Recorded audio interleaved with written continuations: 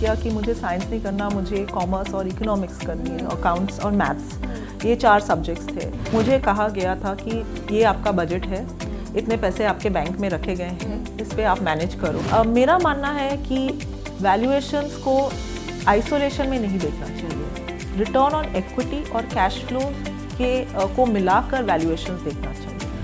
तो एक सवाल मुझे एज एन इन्वेस्टर आता है कि सबका वही काइंड ऑफ प्रिंसिपल है या फिर क्राइटेरिया या पैरामीटर्स है, तो एक फंड मैनेजर को मैं दूसरों से डिफरेंशिएट कैसे करूंगा? नमस्कार, स्वागत है आप सभी का be wealthy know your fund manager series में। Know your fund managers presented by Kuvera, India's first free investment management platform. नया घर, गाड़ी, बच्चों की पढ़ाई या फिर चैन का रिटायरमेंट, अपने गोल्स के लिए इन्वेस्टिंग शुरू करें कुवेरा के गोल प्लानर के साथ। आज हम आपको एक ऐसी फंड मैनेजर से मिलवाएंगे जो बचपन से ही काफ़ी हिम्मती थी। जब वो क्लास 2 में थी तो गंगा पार जाती थी पढ़ाई करने नाव से, वो भी अकेले। वहाँ से फिर MBA तक का सफ़र और MBA से फंड मैनेजर बनने तक का सफ़र कैसा रहा, आज हम जानेंगे कोटक म्यूचुअल फंड की फंड मैनेजर शिबानी सरकार कुरियन से।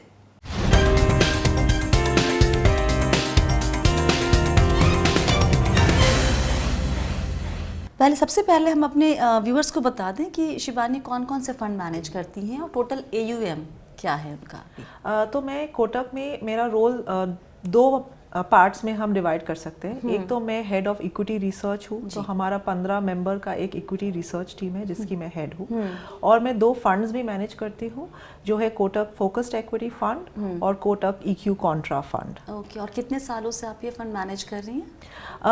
तो कोटक फोकस्ड इक्विटी का लॉन्च हुआ था 2018 में और कोटक EQ कॉन्ट्रा फंड में 2019 से मैनेज कर रही हूँ। और हेड ऑफ इक्विटी आप काफ़ी वक्त से? हाँ, मैं हेड ऑफ इक्विटी 2015 से मैं हेड ऑफ इक्विटी रिसर्च हूँ।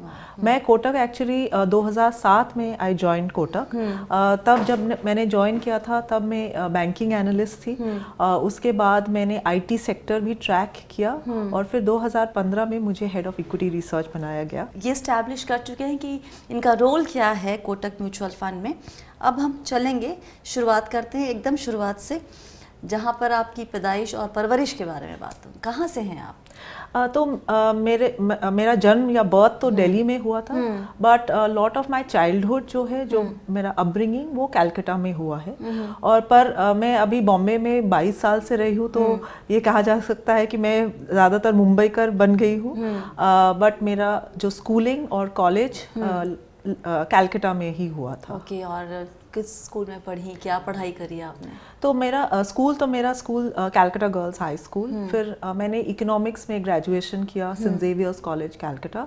फिर हमने MBA किया, वो है TA पाई मैनेजमेंट इंस्टीट्यूट मणिपाल से। सो आफ्टर 1998 के बाद मैं कलकत्ता में नहीं रही हूँ। अच्छा। बट एक्चुअली मेरा जो ग्रोइंग अप ईयर्स है वो ज़्यादातर कलकत्ता में ही हुआ। और कैसा था ग्रोइंग अप ईयर्स? कैसी थी शिबानी एक बच्चे के तौर पे? सो एक्चुअली जैसे बोले कि for me school was very important. I mean मुझे बहुत ही मज़ा आता था स्कूल जाने में। अच्छा। इनफैक्ट मैं एक इंसिडेंट आपसे शेयर करना चाहती हूँ। बिफोर कलकत्ता हम एक छोटे से शहर में रहते थे जो कि कलकत्ता के आउटस्कर्ट्स में है, कल्याणी बोल के। तो वहाँ पे कॉन्वेंट स्कूल या अच्छा इंग्लिश मीडियम स्कूल नहीं था। तो मेरे पेरेंट्स ने मुझे एक स्कूल में भेजा जो कि ऑक्सिलियम कॉन्वेंट, जो कि एक्चुअली गंगा के उस पार था। हाँ, तो मैं उस समय क्लास 2 में थी शायद। तो मैं हर दिन बोट से एक स्टीमर जाती थी। अच्छा। और वहाँ से मैं गंगा क्रॉस करती थी every day to go to school. And for me actually from then I realize that how important it is to go to a good school, good education, and that is something that my parents inculcated me right from the beginning. And honestly ऐसा नहीं लगता था कि उस समय मुझे तो नहीं लगता था कि ये बहुत ही बड़ा है कि एक छोटी बच्ची इतना दूर जाके पढ़ाई के लिए जा रही है। पर it was actually a very very memorable experience जो अभी भी मुझे याद है। It taught me that you have to be independent even at a young age. I was never scared that I am going on my own, और ऐसा कुछ नहीं था। But these are parts of my childhood which I think helped build the character and helped build my foundation for education and Right. push me forward. और subjects कौन से पसंद थे? इकोनॉमिक्स में आपने हालांकि ऑनर्स किया है, लेकिन स्कूल में वही झुकाव था, नंबर्स? वही झुकाव था. इनफैक्ट एक और इंसिडेंट है. यूजुअली क्या होता है कि क्लास 11-12 में टिपिकली जो ब्राइट स्टूडेंट्स हैं वो साइंस लेते हैं. तो मैं स्कूल में मैं टॉपर थी 10th में. उसके बाद मैंने डिसाइड किया कि मुझे साइंस नहीं करना, मुझे कॉमर्स और इकोनॉमिक्स करनी है, अकाउंट्स और मैथ्स, ये 4 सब्जेक्ट्स थे. तो मैंने ये डिसाइड किया कि साइंस छोड़ के इकोनॉमिक्स, मैथ्स और कॉमर्स, अकाउंट्स करेंगे. तो मेरे जो प्रिंसिपल थे वो काफ़ी डिसअपॉइंटेड थे. उन्होंने मेरे पिताजी को फ़ोन करके पूछा कि आप चार्टर्ड अकाउंटेंट है क्या, इसीलिए आपकी बेटी कॉमर्स और अकाउंट्स करना चाहते हैं. तो मेरे फादर ने कहा उनसे कि नहीं, मैं तो इंजीनियर हूँ, ये उसका अपना चॉइस है. तो एक्चुअली मेरा जो इंटरेस्ट है फाइनेंस, इकोनॉमिक्स और अकाउंट्स में तभी से शुरू हुआ था. तो तब से मैं मेरा ग्रेजुएशन इकोनॉमिक्स में हमने किया और फिर MBA I measured in finance. क्या नौकरी करनी है, किस तरह की नौकरी करनी है, ये भी क्लैरिटी तब तक आ गई थी एकदम?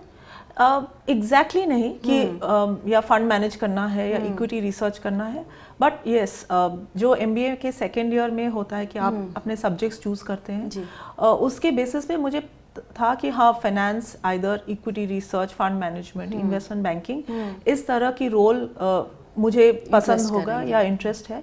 तो that's what my thought was. तो आप जैसे जानते हैं कि प्लेसमेंट्स होते हैं. तो जब प्लेसमेंट सीजन आया तो एक म्यूचुअल फंड आई थी कैंपस में जो कि UTI म्यूचुअल फंड थी, और मैंने अप्लाई किया और मुझे वो नौकरी मिल गई. तो the first job that I had was in a mutual fund in equity research, and then I realized that this is something that I want to pursue for as a career option as well. Amazing. और कितने साल फिर आपने पहली नौकरी की? तो मैं UTI 2000 साल 2000 में आई जॉइंड UTI. वहाँ मैं 6 साल तक थी. And then I joined a wealth management firm called Donerty AV Financial Services, where I was there for 1.5 years. And then 2007 I joined Kotak. बचपन में पैसे के साथ क्या रिश्ता था? कंफर्टेबल थे? घर का माहौल पैसे को लेकर क्या था? तो ऑब्वियसली हमारे घर में पापा थे जो वर्किंग थे, और फिर मेरी मदर वो स्कूल टीचर थी. और बट घर का जो बजट मैनेजमेंट होता था वो मम्मी करती थी. So I was aware that this is how घर का मैनेजमेंट होता है, पैसा चला जाता है, मंथली बजटिंग वगैरह वगैरह. बट जो मेरा पहला एक्सपीरियंस रहा managing my own finances and taking care of money was when I went for my MBA. वो हॉस्टल लाइफ थी. तो मुझे कहा गया था कि ये आपका बजट है, इतने पैसे आपके बैंक में रखे गए हैं, इस पे आप मैनेज करो. कितना मिलता था monthly उस टाइम? मुझे याद नहीं है, बट बहुत ही कम मिलता था. तो वो लिमिटेड बजट में how do you manage your finances. That's how it started from there in terms of, that was my first experience of managing money. But investing of course started once I got my first job. UTI. तब initial में investment जब idea आती थी, obviously salaries भी बहुत कम थे उन दिनों में, पर जब ईयर एंड में टैक्स सेविंग होता था तो that was the first time when you realize that you need to invest and for longer term. And because I joined a mutual fund, I came to know this concept of the SIP route. So we got to know, this is how you create money and wealth over a period of time. तो वहाँ से पहला मेरा systematic investment plan में investment शुरू हुआ, और पहला टैक्स सेवर प्लान में भी मैंने टैक्स सेविंग के कारण इन्वेस्ट किया. सो वहाँ से हमारा जर्नी, जो पहला investment journey actually started then. एक फंड मैनेजर के तौर पे शिबानी, आपका स्टाइल ऑफ इन्वेस्टमेंट क्या है, इन्वेस्टिंग क्या है? So I think my style of investing has evolved over a period of time, but basically जो मेरा स्टाइल है वो ग्रोथ बायस्ड है. बट जैसे हम कह सकते हैं growth at a reasonable price, keeping valuation in mind, वैसा मेरा इन्वेस्टिंग स्टाइल है. मेरे लिए 3 थिंग्स बहुत ही इम्पोर्टेंट है. एक है बिजनेस, जो कि बिजनेस समझना, जो बिजनेस में हम इन्वेस्ट कर रहे हैं, क्या वो बिजनेस स्केलेबल बिजनेस है और क्या वो बिजनेस सस्टेनेबल है. तो ये एक इम्पॉर्टेंट पार्ट है. सेकेंड थिंग जो मेरे लिए बहुत इम्पॉर्टेंट समझना है कि मैनेजमेंट क्वालिटी और गवर्नेंस. इसका मतलब है कि मैनेजमेंट का विजन क्या है, उसका एग्जीक्यूशन का ट्रैक रिकॉर्ड क्या है, और क्या मैनेजमेंट कैपिटल एलोकेशन पर फोकस करती है और माइनॉरिटी शेयर होल्डर इंटरेस्ट को ध्यान में रख कर capital allocation. I think companies में this is the most critical part of understanding companies and how to invest in companies. And third is valuations. और हम कभी काफ़ी हद तक वैल्यूएशन जब सोचते हैं उसके बारे में प्राइस टू अर्निंग्स या प्राइस टू बुक वैल्यू देखते हैं. मेरा मानना है कि वैल्यूएशंस को आइसोलेशन में नहीं देखना चाहिए. रिटर्न ऑन इक्विटी और कैश फ्लोज के को मिलाकर वैल्यूएशंस देखना चाहिए. तो on one hand you should look at the return on equity that the company generates, and then उसको क्या वैल्यूएशन या मल्टीपल आप दे सकते हैं, उससे उसको जुड़कर एक it's a holistic view on valuations. Don't take it otherwise. मैं क्योंकि अभी हमने 5 दिन लगातार फंड मैनेजर से बात की है, और जब ये सवाल आता है तो मोटे तौर पे यही 3 पैरामीटर्स उठाए जाते हैं. तो एक सवाल मुझे एज एन इन्वेस्टर आता है कि सबका वही काइंड ऑफ प्रिंसिपल है या फिर क्राइटेरिया या पैरामीटर्स है, तो एक फंड मैनेजर को मैं दूसरों से डिफ्रेंशिएट कैसे करूँगा जो ये ग्रोथ एट रीजनेबल प्राइस को फॉलो करते हैं. तो इस सेंस में आप क्या कहेंगी, आपका डिफ्रेंशिएटर क्या है? सो आप जैसे कहते हैं कि 2 फंड मैनेजर का इन्वेस्टिंग स्टाइल तो एक ही हो सकता है. आई थिंक जो डिफ्रेंशिएट करता है एक फंड हाउस को दूसरे फंड हाउस से, वो है प्रोसेस एंड पीपल. तो I think these are the 2 key aspects of managing money in a mutual fund. आपका हमारा टीम देखेंगे, I think team is most important. So we have had a 15-member research team which has been there stable team for a very long period of time. तो मेरा जैसे कि अभी मैंने 15 साल कंप्लीट किए हैं, ऐसे मेरे बहुत सारे कोलीग्स हैं जिन्होंने भी 10-15 साल इस ऑर्गेनाइजेशन में बिताए हैं. तो team is what actually makes the fund house, and how good is your team is what finally what you see in terms of how the fund performs is actually the team. So that's number 1. And second is आपका process क्या है. आप team में churn होगा भी तो क्या वो process ingrained है टीम मेंबर्स में.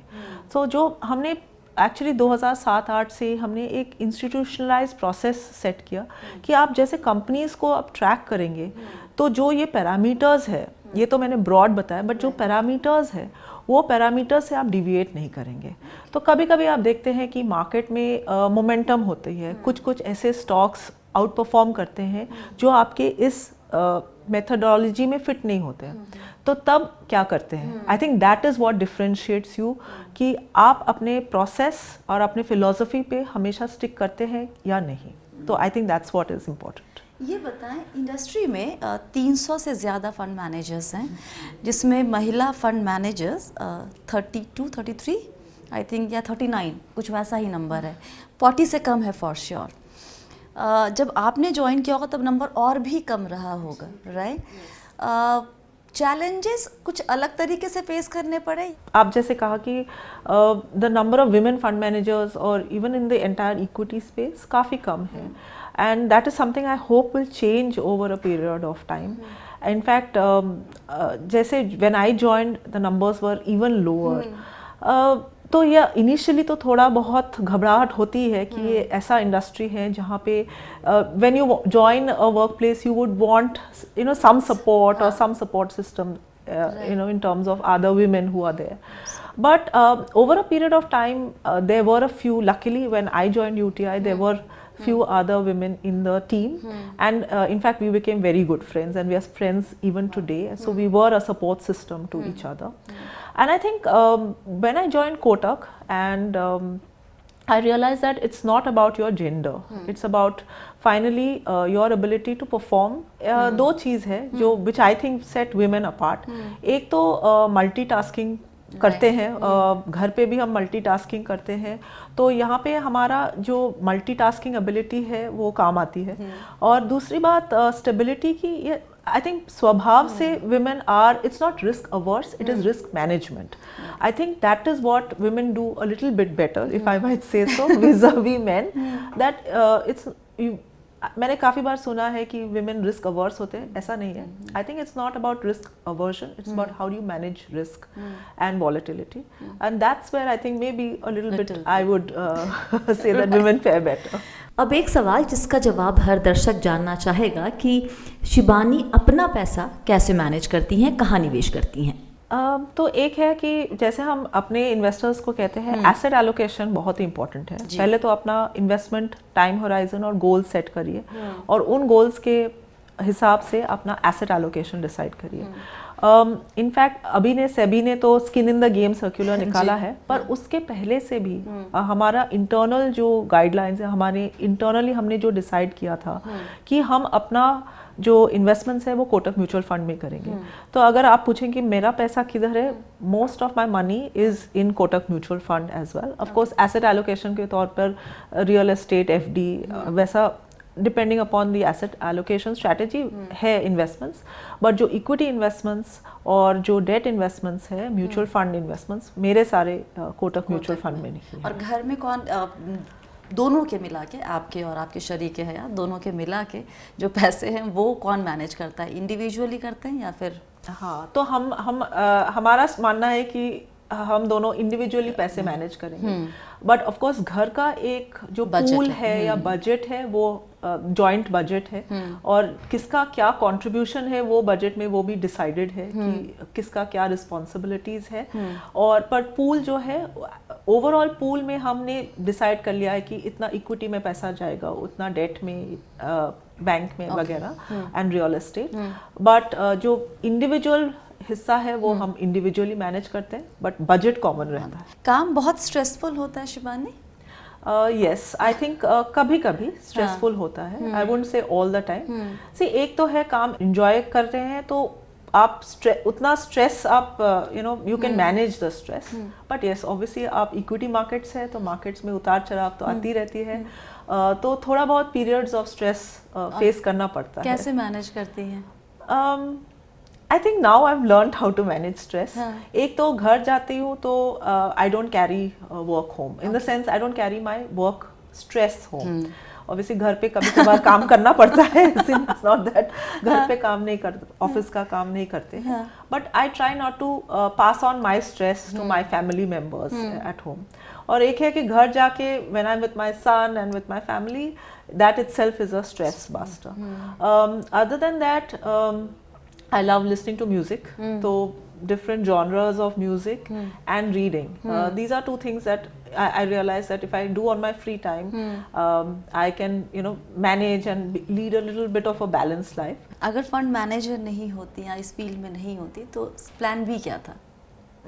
Tough one. Actually, I would be associated with finance in some way or the other. तो मैं जब इकोनॉमिक्स पढ़ रही थी तो आई ग्रेजुएटेड इन इकोनॉमिक्स। सो जो मेरे फ्रेंड्स थे, काफ़ी फ्रेंड्स थे सेंट जेवियर्स से, वो मास्टर्स करने गए इकोनॉमिक्स में। In fact a lot of them went to JNU and Delhi school of economics. मैंने भी अप्लाई किया था और इनफैक्ट JNU में मेरा एडमिशन भी हो गया था। So at that point in time I had, it was a decision कि MBA करना है कि इकोनॉमिक्स में मास्टर्स करना है। तो शायद अगर ये नहीं होता तो I would have been somewhere associated in the with economics और फाइनेंस इन सम फॉर्म और द अदर। एक आखिरी सवाल, अगर लाइफ में अभी तक की जिंदगी काफ़ी अच्छी रही है, टचवुड यस, अगर फिर भी लाइफ में कुछ बदलना हो, कोई एक चीज़ कभी पीछे अगर मौका मिले तो कुछ बदलना चाहेंगी या फिर ठीक है? I have no regrets. I think I think God has been kind to me and life has been kind to me. So I don't believe in regretting. हम शिबानी को CIO बनते कब देखेंगे? Hopefully at some point in time. चलो, बहुत बहुत शुक्रिया शिबानी अपना वक्त देने के लिए। Thank you so much. It was lovely talking to you. और आज की बातचीत बस यहीं पे ख़त्म होती है। आपका काम शुरू, नीचे कमेंट करके बताएं आपको आज की बातचीत कैसी लगी, फीडबैक दीजिए, या जो कुछ भी दिमाग में चल रहा है इसको सुनने के बाद वो सब नीचे कमेंट करके लिखिए। लाइक कीजिए, शेयर कीजिए। बी वेल्दी अगर अभी तक सब्सक्राइब नहीं किया तो तुरंत कर लीजिए। आप देख रहे थे be wealthy know your fund manager series. इसमें हमारे पार्टनर है Kuvera. Check out Kuvera for zero commission mutual funds, online FDs and stocks. Kuvera के फैमिली अकाउंट फीचर से आप पूरे परिवार के अकाउंट मैनेज कर सकते हैं सिर्फ एक लॉगिन से। Check the download link in description. फिलहाल के लिए इतना ही। याद रखिए, आप है मेरे यानी स्वाति के साथ और हम सब है बहुत ही सावधानी और समझदारी के साथ अमीर बनने के सफ़र पर। अपना वक्त देने के लिए बहुत बहुत शुक्रिया। बहुत सारा प्यार और दुलार। Stay blessed, healthy and be wealthy.